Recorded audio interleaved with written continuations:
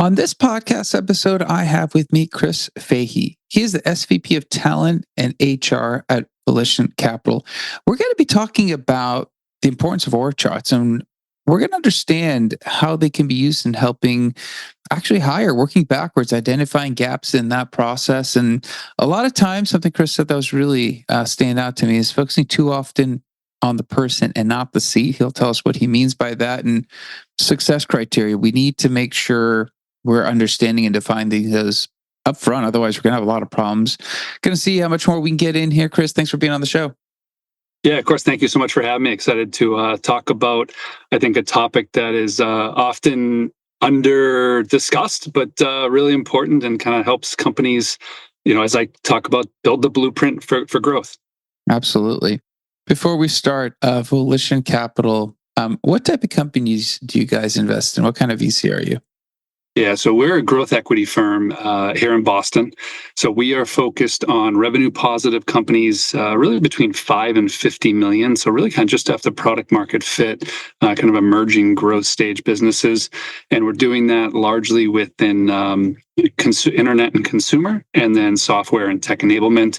And I think, our kind of core focus here is really the capital efficiency of these organizations. So we're really searching for those bootstrapped founders who have built a really interesting business with a large total addressable market and really helping them kind of achieve their dreams. All right, org charts. They don't sound super sexy, but as we talked about it, can be really instrumental, could be really powerful. So maybe let's just, back up and talk about for companies that you guys invest in, what you're seeing. Obviously in your role, there's a lot of advice being provided. When you bring up the need to go map out an org chart, tell us what the initial reaction is. Yeah, oftentimes, I don't want to say there's too much moaning going on, but it's a little bit of like, it's the same way people feel about the job description and the scorecarding process to begin with, right? Where it feels like it's just a big lift and you really just want to start talking to people when you hire, right? And if you start talking to people, you'll figure it out. So oftentimes we get a little bit of pushback on, well, why are we doing this? It seems like it's going to slow us down. And I think I get that.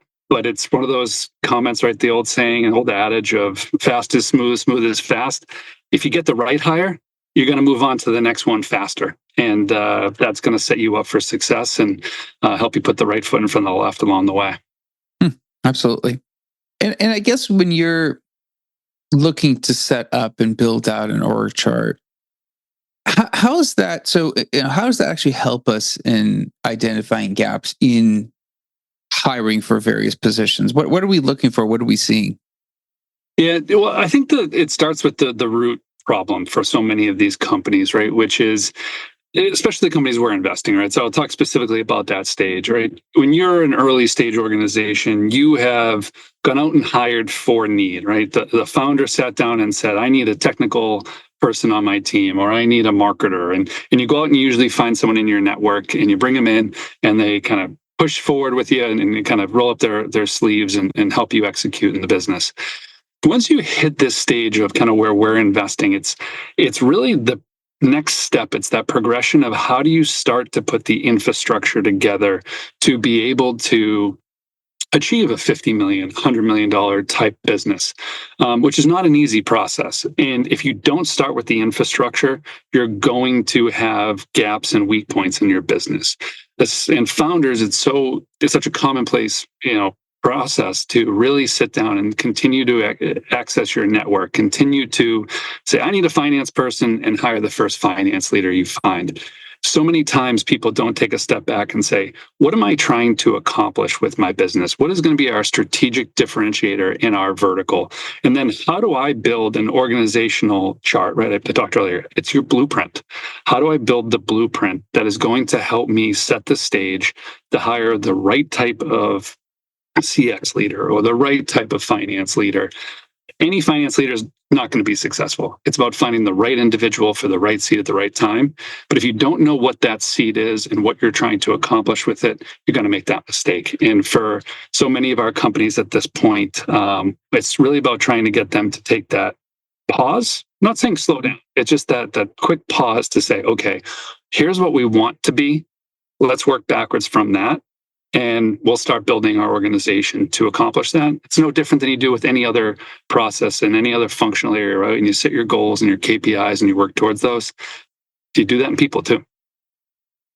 I like that idea of working backwards. And I think, too many times we see through the hiring process, people actually, it could happen both ways. You could actually get too focused on the person and forget the actual function, the responsibilities. And you actually sometimes can get people that are so focused on, the actual job and forget that other people that might be slightly different than what you had envisioned could work. And it's interesting. But I guess in this case, what are some of the dangers of focusing too much on the person and not the actual responsibilities you're trying to fill?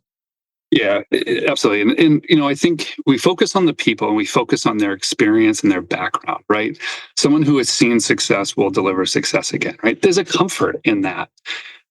And you can get that right? There are some people who are truly exceptional who are going to, get in a company and figure stuff out. Most hires are not going to be that individual. And I think what we really need to take a step back on and assess is by finding if we focus on the person first, we're going to expose ourselves to hire the wrong skill set and the wrong capabilities. And, a couple of things I always talk to our portfolio about, right, is you can have the right person in the wrong seat, and you can have the wrong person in the right seat. They both don't work, right? And you have to be able to align those two things.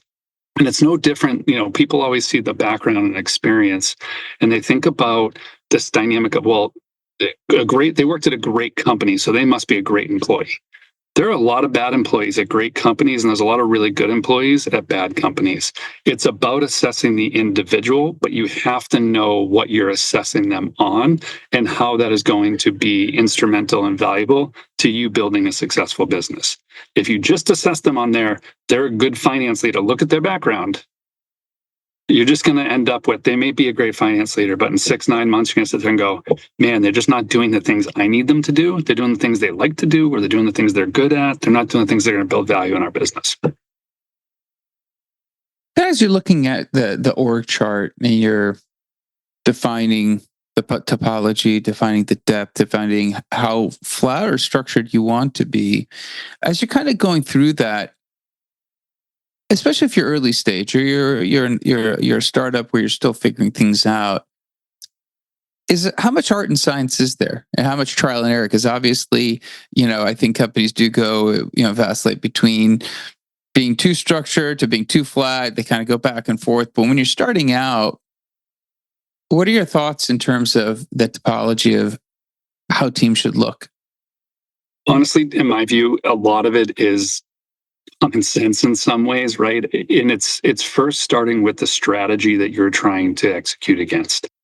Within any vertical, right, you're going to win by differentiating in certain ways. Right? One company is going to win because their product team and their product-led organization. Others going to win because they're going to wow their customers at every turn, or the sales team may be sales focused and sales driven. Whatever those are, you start there, right? You figure out what type of organization you want to be, and then you start putting that organization together. And, a lot of you can go through the different matrices and the different topographies of structure. They all work. There's no one that's proven to fail every time, right? Or be successful every time. It's about what you're looking for and what you want in your organization. If you don't start with that, that's where you bring the risk in. But if you start with the strategic approach and you start with what you want to be, we can all sit down as executive teams and say, okay, we have a bunch of smart people in the room. How does this make sense? How is it going to work operationally at our organization for us to achieve X, whatever X might be? And if you don't define X, there's the risk.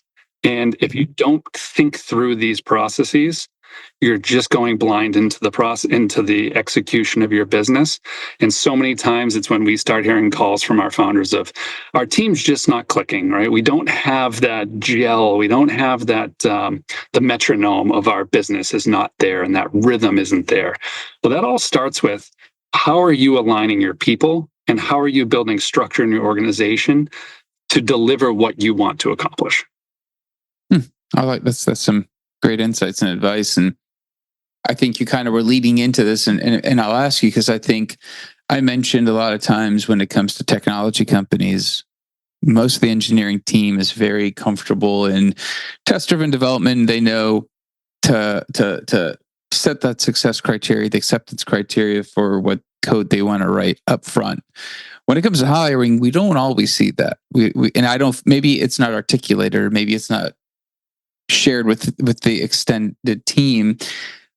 But talk to us a little bit about the importance of defining X and what is considered an acceptable hire. And I guess this goes back to the notion of we're talking about the org chart, we're defining responsibilities, we're defining roles in the company. And yeah, how does that affect things? It's got a huge impact on it, and I think where I always go to is the scorecarding process, right? In this process, because you want to define success for their hire, and I always ask our founders to think first and foremost of building that scorecard, because if you can't build the scorecard and define how this individual in this role will contribute to the success of the organization in a very tangible way, right? The same way that engineering team is going to say the product goal will be X. Well, what is the goal? What is the time frame? What is the deliverable and the outcome for this hire? And you should have more than one of those, right? They're not just coming to do one thing. But once you define that, then you're evaluating people, not just on the traits, their experience, their background, but you're assessing them on their ability to be successful in what you need them to accomplish in your business, right? No one evaluates a software, right, from a customer perspective, evaluates a software and says, wow, this is amazing. That's great. It's amazing. If it can't help you do what you need it to do, then it doesn't matter. And that's the same way we need to evaluate people, right? When it comes to hiring, of sitting down and saying, can this individual help me accomplish the goals in this particular role that I am hiring them for to be successful as an organization? And if you can't, then they're probably not the right person. Doesn't mean that they're not the right person. You can't put them in another position or they couldn't be successful in your organization. They're just not the right person for that role. And to your question, it's if you don't start with that criteria and you don't think about the outcomes of the process, you're just, again, you're evaluating blindly on someone's traits, experience. And you hear this adage so many times, right? I could have a beer with them. Great. Can they accomplish what you need them to accomplish in this role to be successful? You mentioned getting things directionally correct. And I think that's an interesting statement. I think everyone wants to get things directionally correct. I guess maybe explain that to us, what that means, and what do you see when you see successful teams in that directionally correct component? Yeah, to me, directionally correct is really the acceptance that you're going to have to iterate on these processes, right? A business is no different than any other living organism in the sense that it is going to evolve, it is going to change. The way it's made up, the people in it, what success is will change, right, over time. And frankly, the product can change, and the drivers of that business can change, the market and all the other external feature factors as well. So directionally correct is taking the information you have available to you and your team at this moment and taking in assumptions and making a prediction as to what you should look like or what you want to look like some point down the road. You're not going to get it all correct. You shouldn't expect to get it all correct. But every time you adjust strategy, every time you make a new hire, we should be reflecting back on that living document, right? The org chart is a representation of the business. Does this org chart still make sense? Does this hire we predicted, 9 months ago still make sense for our business? If not, don't hire that person, right? Don't just create these roles to create them. Assess, reset priorities, reset the types of individuals, reset the strategy with the hiring process. But it's a constant iteration along the way. And if you're directionally correct, then your iterations become little tweaks along the way. If going blindly into these processes and you omit these steps, then you might be heading left and you should have been going right. And that's when it can become too late, or you're having to go through these massive organizational restructuring which hurts culture. It impacts top line. It impacts bottom line. It impacts, frankly, the team, the people there in the business in the end. Yeah, I guess I know you provide advice within the context of talent, obviously within the notion of how to set up and identify the right org structure and seats. I've come to realize something that when you work with founders, they are very focused and they're very driven and they're heads down, just running a million miles an hour. They're very also open to coaching. A lot of them, a lot open to coaching. A lot of open to hearing opinions. I guess something like this, where it kind of touches a little bit about the inner workings of the company, how they think and envision things might look. How does the org chart fit with the advice being given? Again, because I can imagine every founder is going to have, or every entrepreneur is going to have a certain vision of what they thought the company would look like. But once they're in the heat of it, they might not actually see the trees through the forest. It's hard, right? And that's the point where you have to create those breaks, right? You have to create the muscle memory in the organization, right? And whether it's, their COO or president or people leader or someone else who's the forcing mechanism for that founder to sit down and say, okay, we've adjusted our business, right? We might be doing things a little bit differently than we have in the past as far as our strategic approach. Maybe we're emphasizing something new in market. Well, are we aligned? Do we have the right people? Do we have the right structure? Do we have the right organizational alignment to execute that? Because there's a lot that goes into an adjustment in business and in strategy. And if you don't think about that to the depth of, the alignment of your organization and who's reporting to who and who's in the room and all those other components, you're just not doing the strategic vision enough justice, right, to execute. And it's really hard for founders to think that way, because founders are also hard charging, right? They want to move forward. They want to run as fast as they can. Generalization, of course, but they want to run as fast as they can.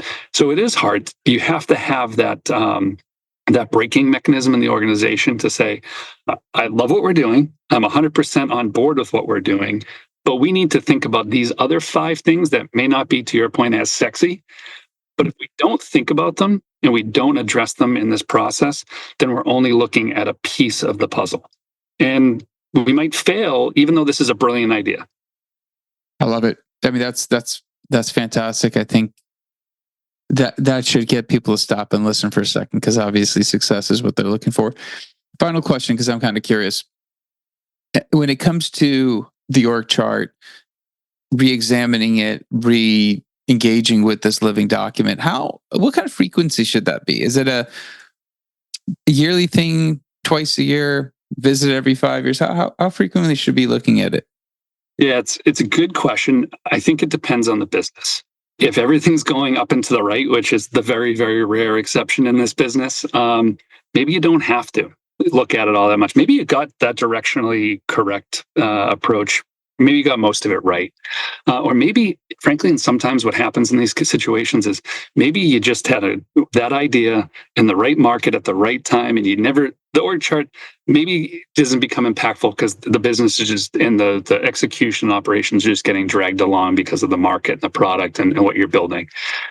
For most companies, I would do it on a kind of semi-annual basis. Quarterly is too much. Annually is not enough.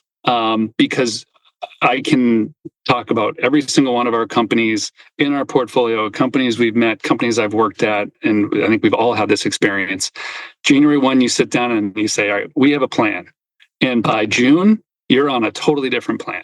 And that happens so frequently in this stage just because you don't know what you don't know, right? It's directionally correct. Like no one's at this stage setting a budget and going to hit that every single time or take the same approach or the same, they didn't do the things that they thought they were going to do. They did these other things, but that made more sense in some cases, right? You're reacting in day-to-day basis. So you veer off the line, but you should always reassess.